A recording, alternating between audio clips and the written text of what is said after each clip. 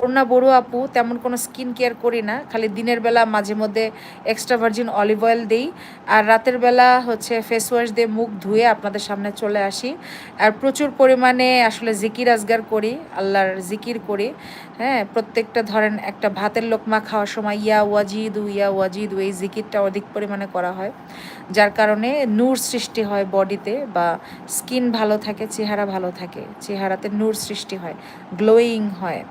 কারণ যে মানুষ যত বেশি ইবাদত বন্দিগি করে, যে মানুষ যত বেশি জিকির আজগার করে, সে তত বেশি নুরানি হয়, আল্লাহর তরফ থেকে তার জন্য নূর আসে।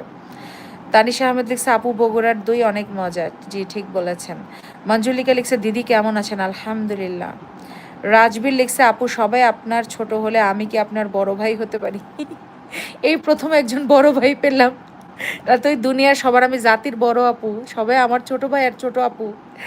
আচ্ছা, রুবেল আহমেদ লিখছে আপুর স্কিন সুন্দর, আপুর মতো সবসময় অজু করবেন, আপনার স্কিন সুন্দর হবে, মেকআপ কিছু লাগবে না, অজুর চেয়ে বড় মেকআপ কিছু নয়। হ্যাঁ, ইউ আর অ্যাবসলিউটলি রাইট, যত বেশি অজু তত বেশি মেকআপ, কারণ অজুর থেকে বড় মেকআপ দুনিয়াতে নাই।